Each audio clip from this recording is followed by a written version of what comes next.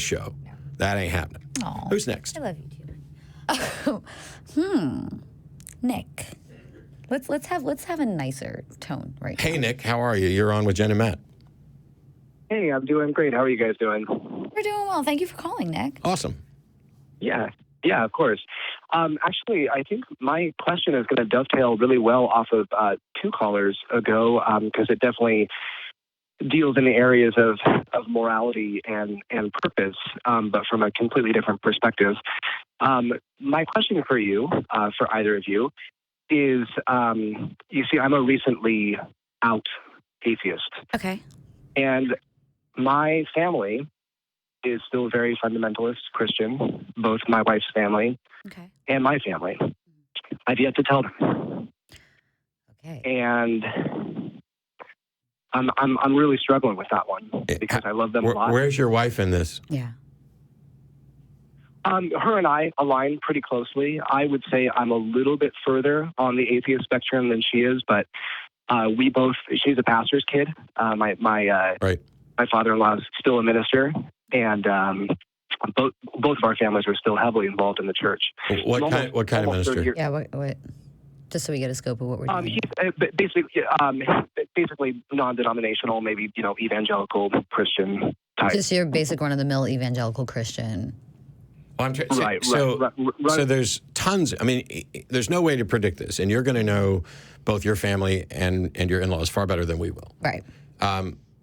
What do you suspect is likely to happen, and what were you thinking as far as how you were going to come out? Yeah, that's a good. Do you have a plan in place yet on how you're wanting to kind of come out to this? Another question: how close are you to your families? Is another good question. Yeah, those are both wonderful questions. So here's the issue that I'm running up against. So my father-in-law and I are like best friends. We're buddies. We do everything together. We love working in the shop together. We love hanging out and smoking cigars and drinking whiskey together. I mean, it's just like we're total buddies. And this is your father-in-law, the minister. Yeah, the minister. Yes. Yeah. You're probably going to be fine. Don't tell anyone. Don't tell anyone. Don't tell. But I'm afraid it's going to damage our relationship. That's the problem that I'm having. Damage the relationship to what extent? Is it, I'm disappointed and I understand, but these are your beliefs, or we're no longer speaking to you? I don't know if you have children, but I'm going to say like you and your children.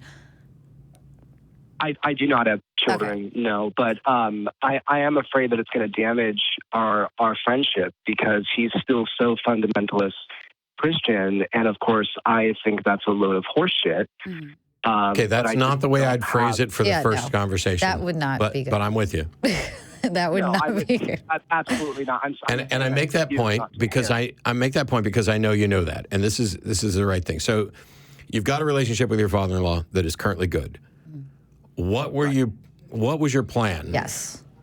Because if it was, hey, I want to. My plan is, so here's my plan. My plan is to call somebody who has a lot more experience in this and get some wisdom and advice on how to go about the situation. Wow, who's that? Yeah, it's not me. I came out like a bull in a china shop to my family. I've addressed this a bunch of times. The big thing is, don't make a big thing of it. Yeah. Don't do the, hey, can we sit down and talk? I've got something important to say.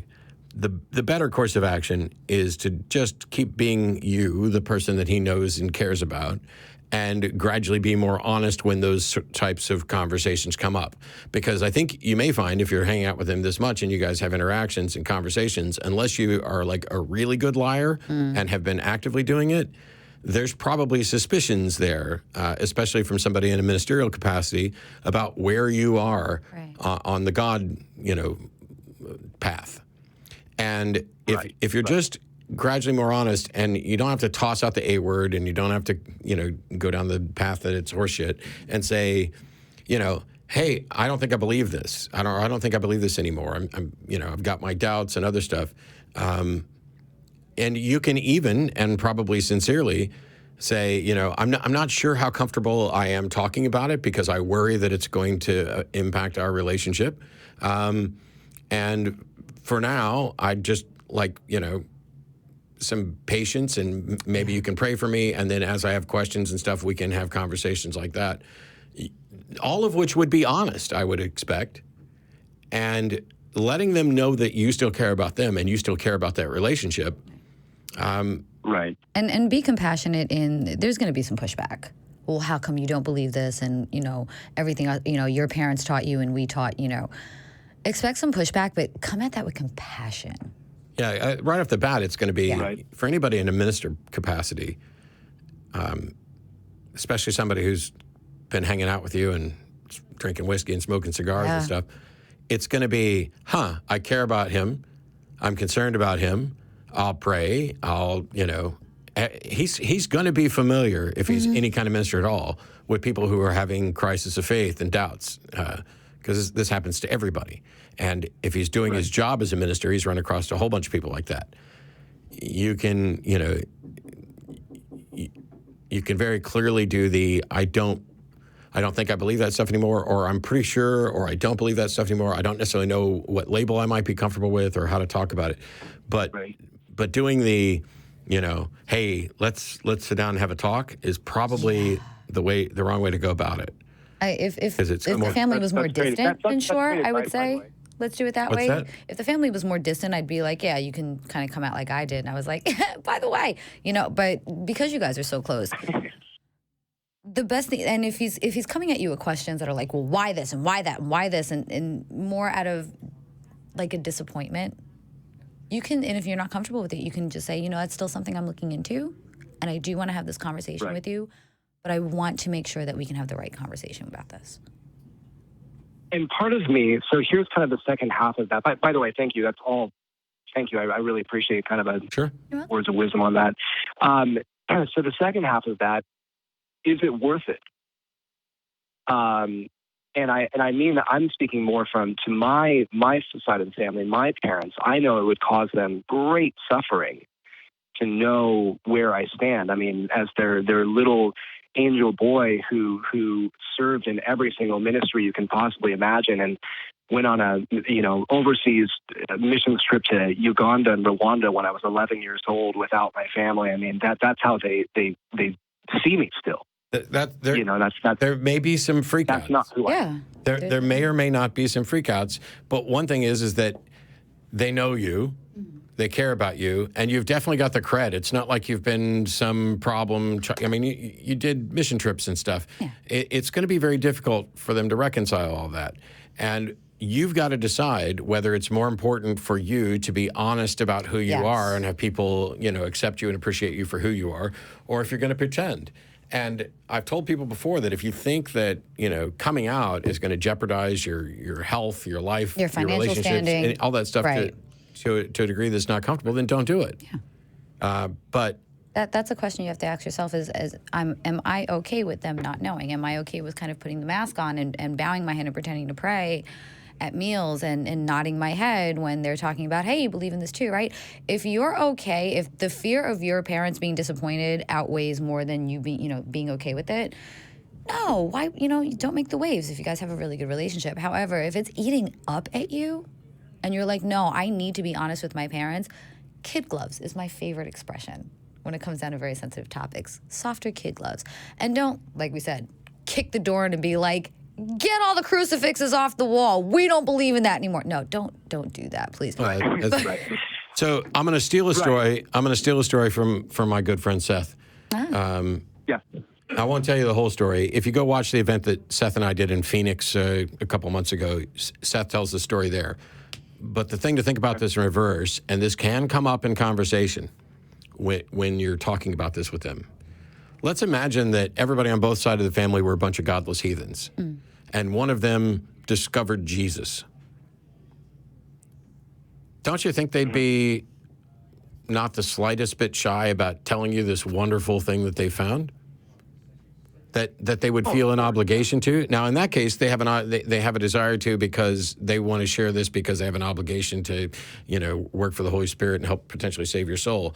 You have a much more noble obligation than that, which is you have an obligation to the truth, to respect yourself, to make sure that the people in your life know who you are, that you don't have to be fake, that you don't have to pretend, and there's no reason why you should sit silently by when what you've discovered is not, oh, there is no God, or oh, this is horseshit, or whatever else, but you've discovered that you didn't have good reasons for your beliefs, and that there may in fact be a better way to live a life than what a particular religion prescribes, and that you are only following your conscience to be a good person, to be an intellectually honest person, and to respect and show that you love and care about them by being open and honest with them.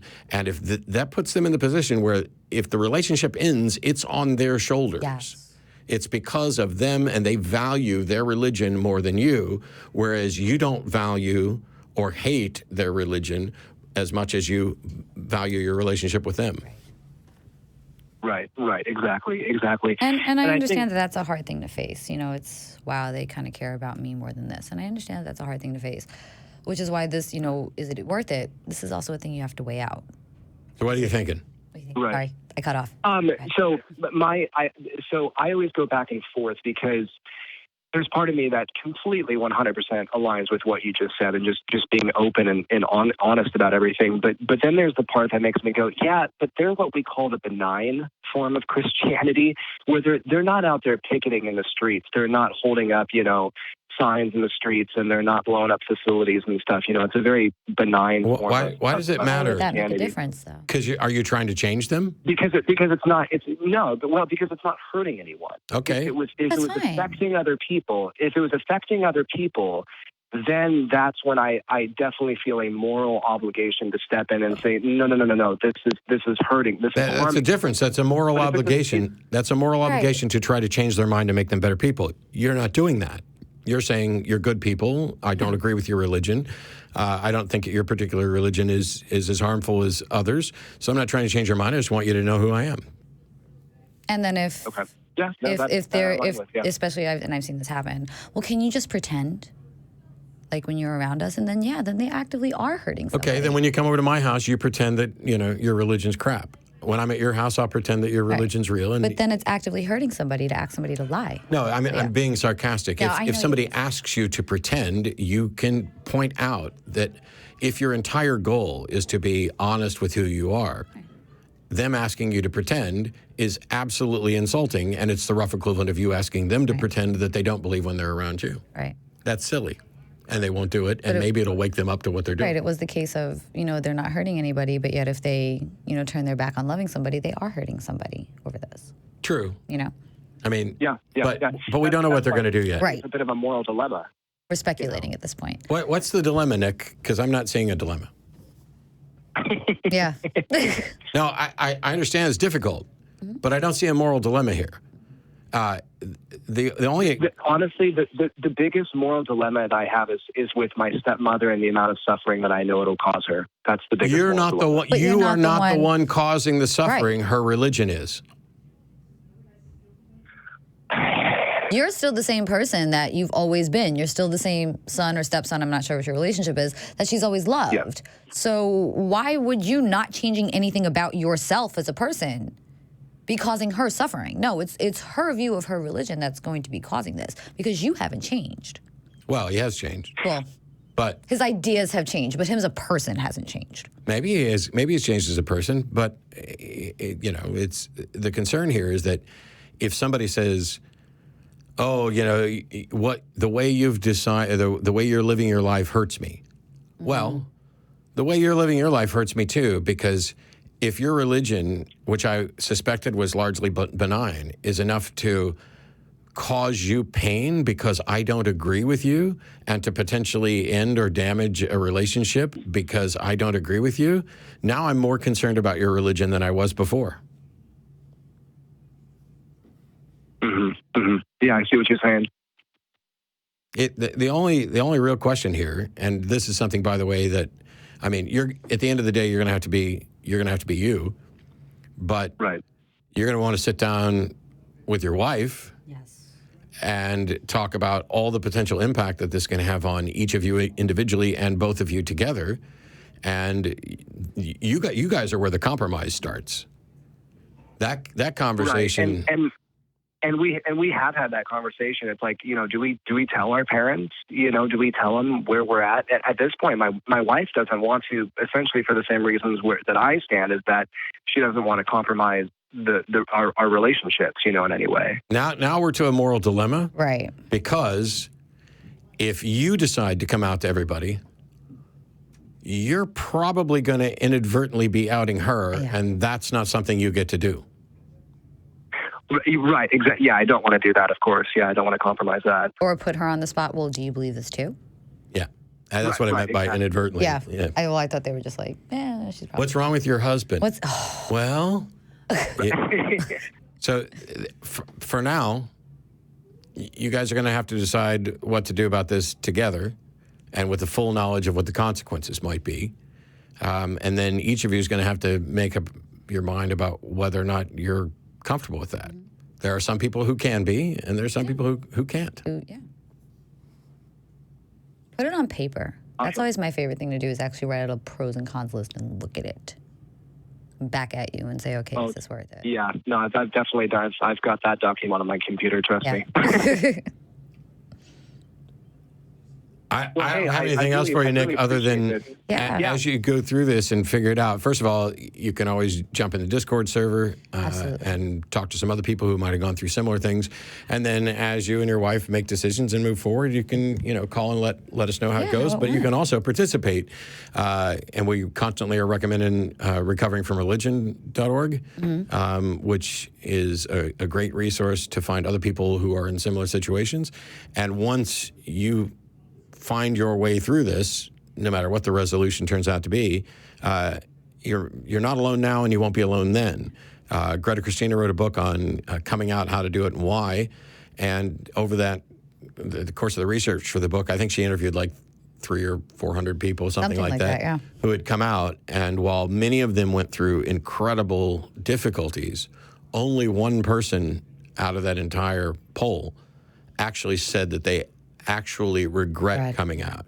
That even though there were struggles and everything else, like for me, I started doing a TV show.